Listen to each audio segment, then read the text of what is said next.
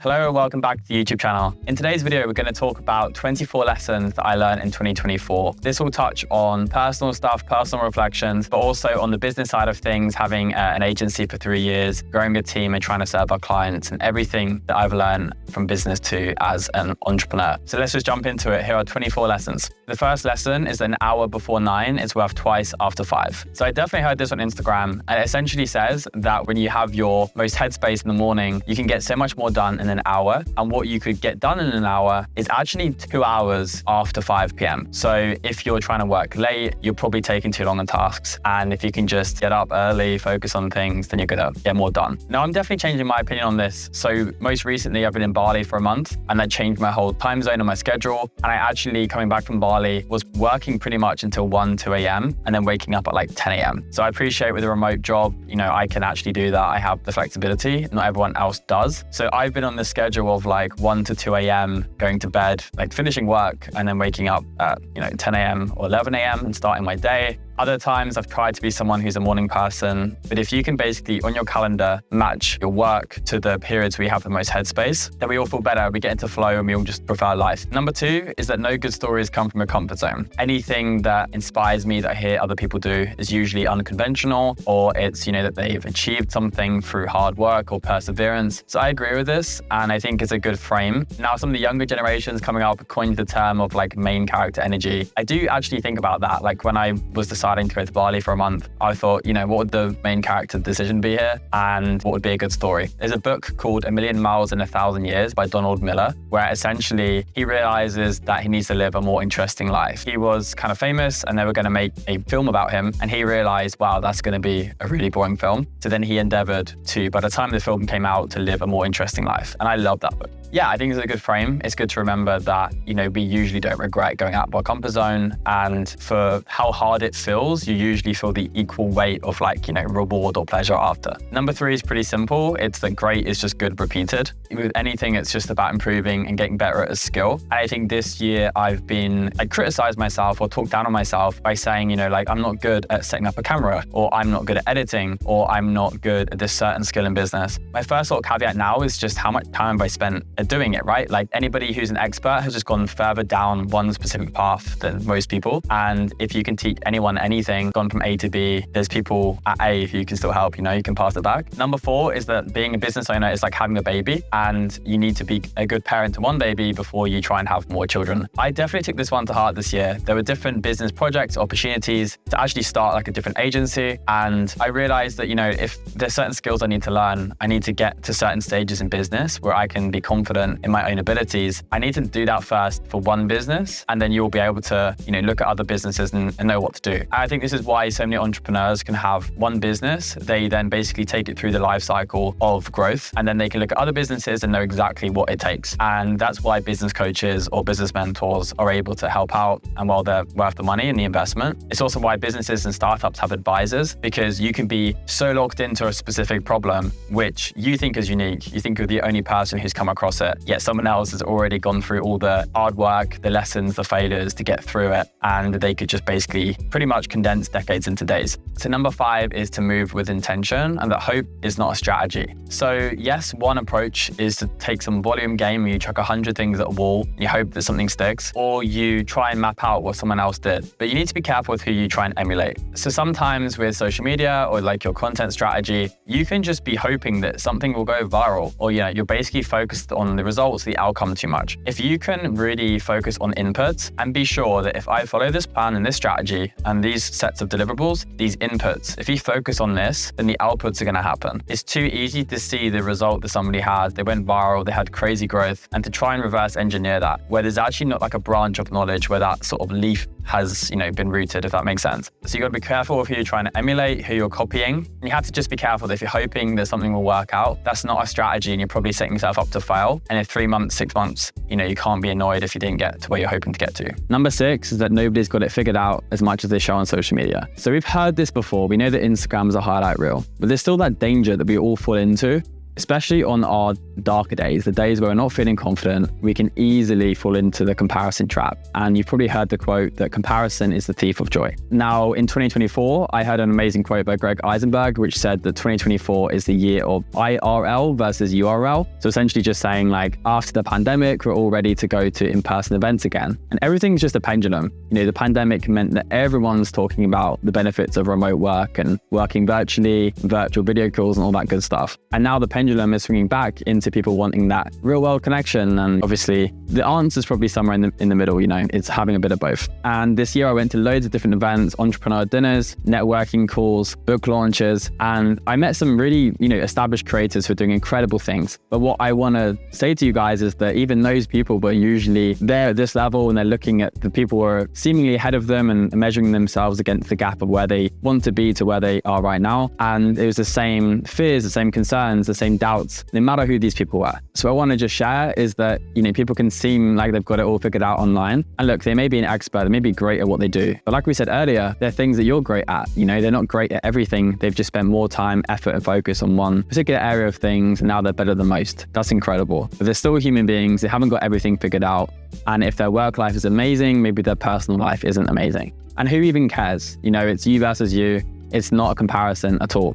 So we can fall into these traps. Be careful with who you follow. Your social media feed is a library, and just know that, don't put anyone on a pedestal. Do not think that anybody's better than you. Everyone's just on their own path. Number 7, if it hasn't happened yet, you've got to change your approach. So I think it's the classic Albert Einstein quote. I don't even know if he even said this quote, but essentially sanity is doing the same thing over and over again. And again, with social media, if your strategy isn't working, like if you're not getting followers, if your content's not getting engagement, you're not getting leads to your business, you simply have to change things. I think there's a lot of lessons actually across business into life and social media into life as well. But yeah, I've learned this, so whether it's like not being able to stop myself from overeating, whether it's, cutting certain food choices or drinking less diet soda, whatever it is, if you are still showing patterns and habits, and if you're unhappy about them, then you want to consider changing them. If you're happy with them, if they're not causing issues, then it's absolutely fine. But if you're not changing the behaviors, you're not going to change the results. So again, it's like, what are the inputs that get the outputs? Number 8 is to know your relationship with food and sleep. All advice online, whether you're using ChatGPT or Googling, whatever, all the advice is generic and it's just speaking to the masses. So I think I learned this last year, but it's hit home this year too, that I need to know, how does alcohol affect me? How many hours of sleep do I run on best? And ask these questions internally and do experiments, like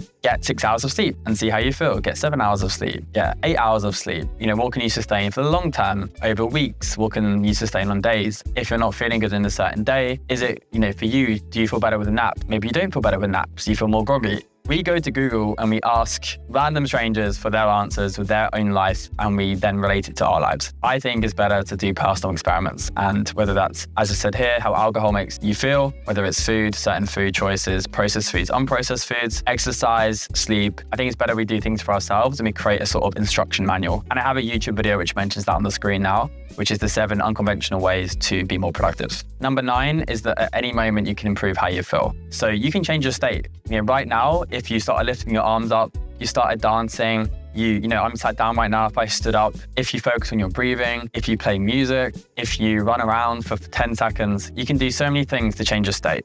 Now, I'm not overlooking here if you really don't feel well, and that's completely different. But even in those moments, it would be a limiting belief to think that you can't feel even 1% better.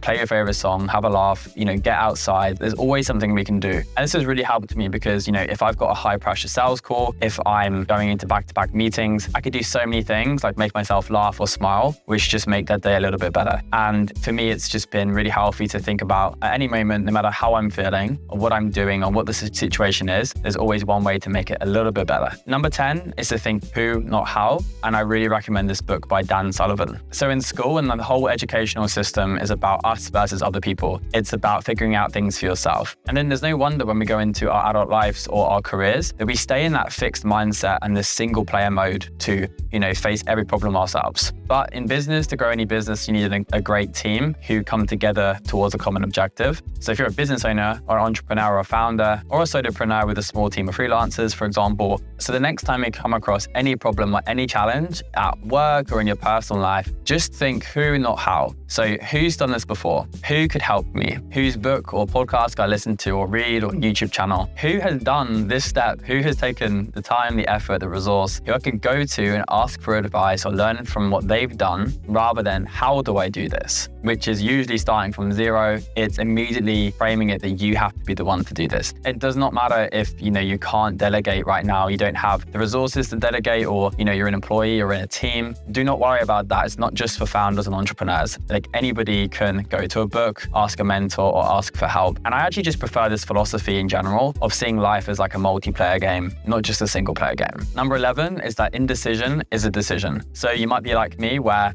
it just feels like my brain has 100 tabs open at all times. And sometimes I can open an email, I can reply to the email in my head, but there is friction for some reason to get to actually replying the email. Like, I can literally reply to the person in my head. It feels like I've replied to the email, but for some reason, typing it out and sending it just doesn't happen. Now I'm trying to learn how I work best, and I kind of do voice notes in that moment in time, or I talk it out loud to someone else to help me in moments where I feel like really tired or overwhelmed. But in general, if you have decisions which you're not making, and usually they're not as big as we think they are, like you're here today, every hard day you've got through, every big decision you've got through, every day you were dreading you've got through. So usually it's not as big as we think it is. And it's just been a useful frame to me to just know that, like, okay, maybe my subconscious has, loads of tabs open right now. And if that was a computer or a phone, that's draining the battery. So maybe I should journal on them, or, just have the courage to face up to them straight on, tackle them straight on, and you're probably preserving battery life, preserving mental headspace, and yeah, you'll probably feel better for it. So just know in general, if you're not making a decision on something, you're choosing to not decide about it, which is a decision. So indecision is a decision. Number 12, I had to read this a few times, is that you can do anything, but you can't do everything. So this just speaks to how we all have limited time. And it's a really positive frame that you can do anything. You can learn any skill, and it doesn't put any blockers on that, except we all only have limited time. There is a limitation of our time, energy, our resources, so you can't do everything. I heard someone say, if it takes you a whole year to read a book, how many years do you have left of your life? Let's just say 80 more years. You have 80 more books to read. You can't read every book. You have to be selective. Number 13 is to protect your focus at all costs. So I think we all love that feeling of deep work, being present, getting locked in, flow. I think it's some of my happiest parts of the day is when I'm just locked into a task. But it's because you're in the present moment. You're not anxious about the future. You're not worried about the past. You're exactly where your feet are right now. And I think this is the skill which I've really focused on this year, is knowing, as we say in number 1, is not every hour is equal. If you can align your energy to certain tasks, if you can align certain tasks to certain times of the day, if in general you can be doing a lot more things that you enjoy, you're going to just be feeling energized. It's going to be self-fulfilling, self-generating energy, and you'll know a lot more about yourself. Number 14 is my philosophy. So chase the win-wins in life. It is true that you can do a job which you love and you feel energized and passionate about, and be paid more. In this example, you could be paid for something because you'll put more hours, time, energy into perfecting the skill, or the work that everyone else hates, you love, and for that reason, you could be paid more, right?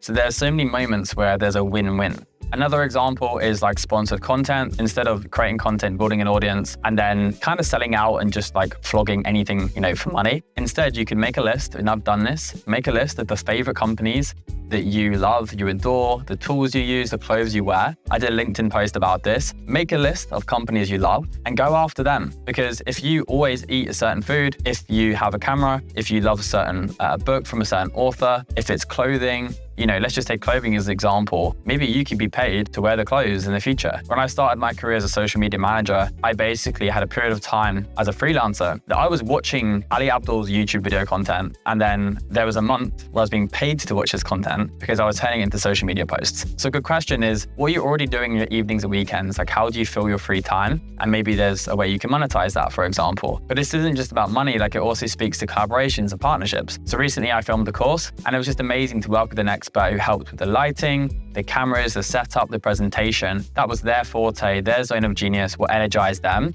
I could try that stuff, I just don't want to do it. I'd rather show up and be able to film to the camera and to do everything in a condensed day. So that's kind of an example where you can collaborate with someone and two people can come together for a better outcome, and it just works. Another example is I used to be someone who would just chain himself to his desk. I would literally stay in this room. I'd work 8 hours, 10 hours, 12 hours back to back. And then I realized, as we all know, if I just took more breaks, if I went out for a walk, if I did a run, that's adding more into my day. However, it doesn't take away from the quality of work. Number 15 is to nail basic before advanced. So it's really useful to think of life as a video game, and you are the main character who's leveling up in different skills, different areas of life. And if we take social media as an example, you can't get to 100,000 followers without getting to 90,000 or 80,000 or 70,000. There are levels, you can't just skip a step.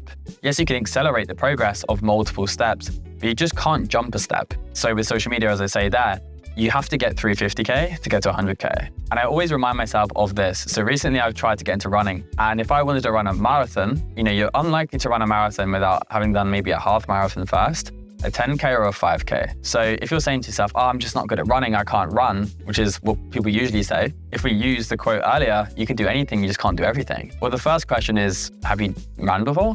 Why are you talking yourself out of doing a half marathon when you just haven't tried yet, right? So I did a 5K, I thought it was never possible. I thought, I'm gonna have to walk. I managed to do a 5K. Then I was like, wow, so I've just gone from not thinking I can do something to thinking I can do it. And I was convinced I couldn't do it. Okay, cool, let's try that on. So maybe about running a 10K, I'm just treating this as the same way. I'm treating the same problem with the same negative fixed mindset. What if how I felt about running 5 kilometers is just the same as 10 kilometers? And then you begin to realize, okay, every single problem in life, everything we try and achieve is just that frame. You're going to think you can't do it because you haven't done it before. And something I always remind myself is that it's not hard, it's just new. So half marathon isn't necessarily hard or easy, it's just that it's new for you. But if you have training and the skills and experience, a half marathon is fine. You can then think about a marathon or an ultra marathon or an Ironman. People do these crazy stunts. Recently a guy called Spencer Matthews ran 30 marathons in 30 days in the desert. And me hearing that, I then did a 10K the next day for the first time. Because I was like,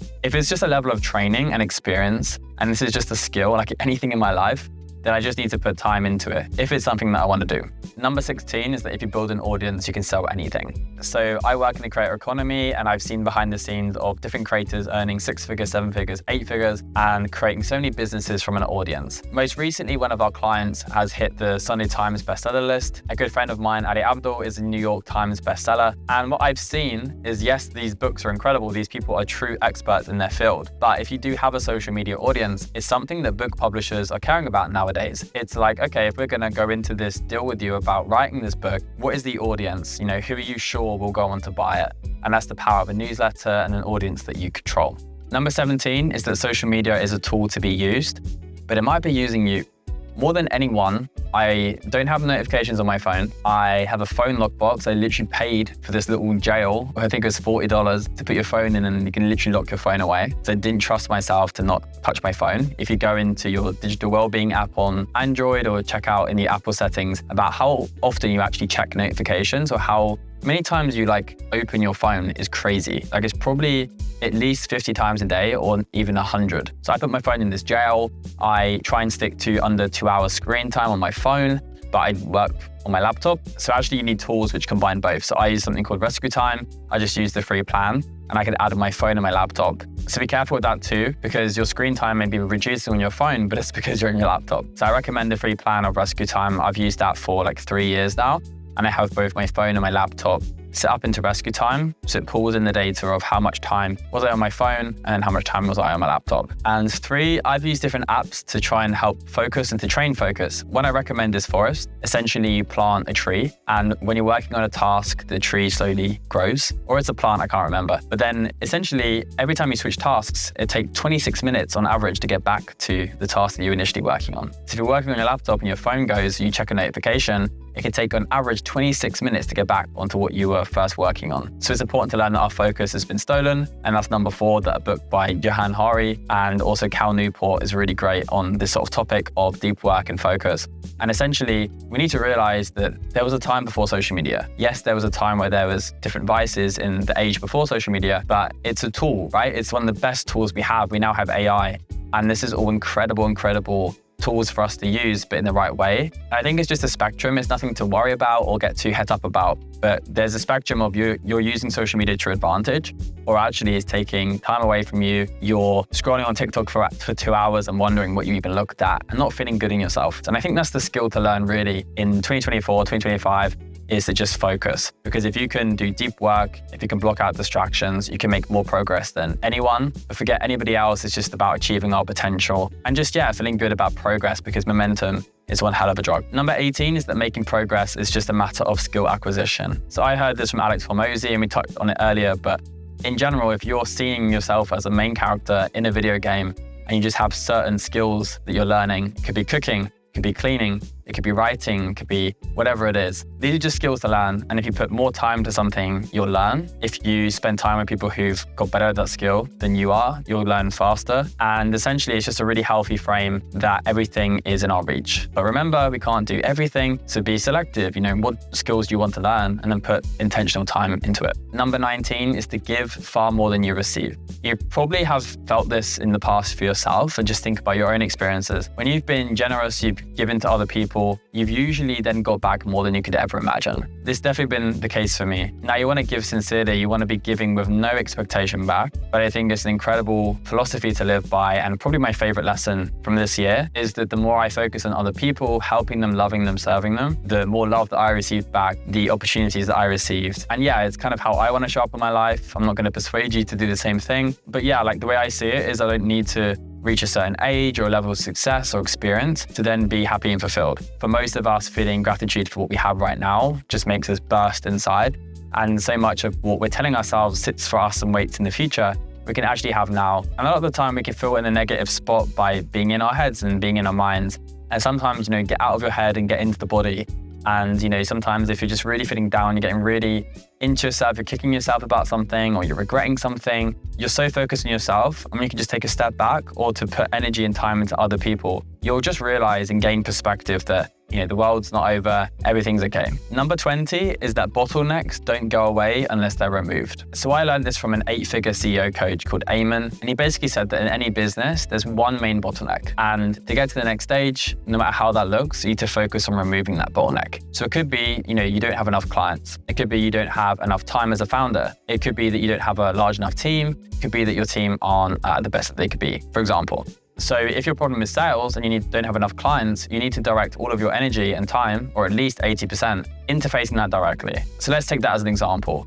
If you could generate 1 to 2 more clients, with that money, you could invest it in training your current team or hiring a new team member, and then essentially you could expand your capacity to take on more clients. So in that instance, it's a cash flow problem that you need more money, and you can put that money into good use. For example, you could delegate more or hire a VA or an assistant, and you can basically pay to win more time back. So actually most problems in business can be fixed by having more cash flow or more revenue, but in general, bottlenecks don't go away until they're removed. And just to have a different example, let's just say you're looking for a new job. If you don't have a car, let's just say you don't have a car, well then your radius of jobs in person, obviously you could get a remote job, but the number of jobs you can get in person are limited. And let's just say you're like a doctor or something. Okay, well the bottleneck here is transport. So if you did have a car, you could increase the radius of jobs that you could go to, and then you could get paid more or enjoy your job more. So you need to just realize here the bottleneck is transportation. And then if you know that, your brain will begin to come up with solutions. So can you lift share with someone? Can you get the train? How else could you get there?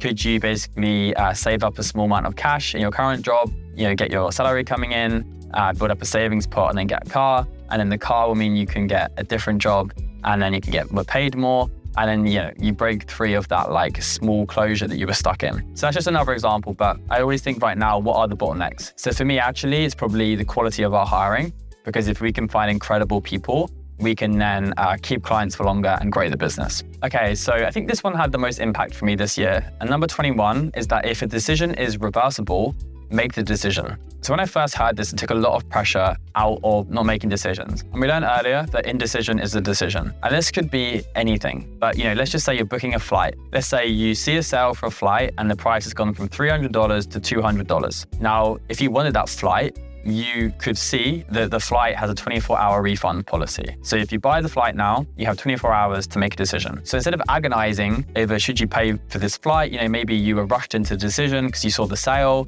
I don't know if I want to go to this place, but it's on my bucket list. If I don't make the decision now, it's going to go up in price. Well, if there's a 24-hour refund policy, buy the ticket at $200, lock it in, check the terms and conditions, but you then have 24 hours to sit on the decision, right? Other things are with hiring, you can have a probation period.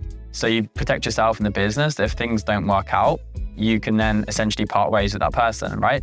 in a mutual agreed way because they would have signed the contract. So in so many ways, in high risk situations and low risk situations, most decisions are reversible. And that's been game changing for me to really move fast without pressure. Another seemingly big decision, or like a life decision, is to move where you live, right? So you could move somewhere in Europe to Australia, and you could think, right, oh my God, like if I move to Australia, I have to live there for the rest of my life. That's not true. You could move to Australia to test it for 6 months, 3 months, or for a year, or you could have a chapter in your life where you live in Australia or the other side of the world for 1 year or 2 years and you come back to wherever you are right now. So number 22 is arguably the most controversial. And this is that if energy isn't reciprocated, you should share it elsewhere. So this is not applicable to every area of life. Sometimes we have to care for others and love them, and we don't necessarily get it back, but we want to help that person. Okay, that's a different scenario. This is more about friends, maybe it's work colleagues, and just realizing there are certain places to place your limited energy. There are some places where you put your energy in and it gets amplified. You can spend time with a friend, you can spend all day with them, and you'll come back feeling energized and refreshed. With other people, they drain our energy, and that's called like an energy vampire. So I love the concept of energy management, and the way I see it is having chips, and you can choose where to allocate your chips. And sometimes you can place your chips of energy, which is your limited time as well, and they'll multiply, right? And it's just assessing that and realizing that, and then making decisions from there. Now, of course, it's not applicable to every situation. Sometimes we have to spend more time into people than we'll get back. We're in different stages of life. Our parents put a lot of time into us when we're young, for example. We become their main priority. And if we don't reciprocate that, should they just cut ties? I'm obviously not saying that. But maybe more with friend groups and just how you evolve and just realizing how you feel. So at the start of this year, I was asked the question, what are you avoiding? And this completely flipped my whole worldview upside down. And it made me realize that the real work is understanding who we are. And we get so lost in trying to put on appearances and trying to be someone else that we're not. And almost, arguably in life, the journey is just becoming more of who we are. And I don't know if you agree with this one, let me know in the comments because I would love to hear your thoughts. Number 23 is that the clock doesn't stop for anyone, so make memories. Life is enjoyed in events, and for me, I just love shared experiences. And I've really tried to focus on making memories with other people. So for example, if I go traveling, I'd much rather go with someone else. I just want to share that experience. And I think it's really important. No matter what age you are right now, you kind of never thought you'd get to this stage, I'm 27. For some reason, 27 really hit me hard. But in my teens, I couldn't imagine being 27. I didn't think it would feel or look this way. 30 seems crazy that that's on the horizon. And we're as young as we'll ever be, so it's obviously cliche and a bit cringe, but just enjoy life and enjoy the journey. Number 24 is that you don't know something unless you've done it. So I heard this at an event, and essentially we can understand things and think that we know how to do something, but it's completely different. A great example is losing weight. So almost anyone on the planet could tell you how to lose weight because they're just regurgitating what they've heard someone else say. But if they've not actually done it themselves, then they don't understand it, they don't embody it. Now, this year I saw different entrepreneurs, different business owners making all this progress, and I was seeing what they were doing and I was seeing their actions, and I was telling our team, look, like, it's so smart what they're doing, but here's the 3 steps they've done. Here's the move they've made, and that's why they're getting success. But by just understanding the moves that someone was making and seeing what they were doing, that meant nothing. I may as well have not understood it because it made no difference into where I was stood or the progress that I made. So this kind of speaks into how in the future, that is going to be the main skill, is can you focus on work and can you act and make progress? Because AI is making everything so much easier, but that is just regurgitating knowledge. And we're in the information age where everything's at our fingertips. And that's been the case with Google, now it's with AI. But the real marker of success is execution and what have you actually been able to act on. So there you have it. There are 24 things that I learned this year in 2024. I'd love to hear from you in the comments. What do you agree with? What do you disagree with? And what did you learn this year?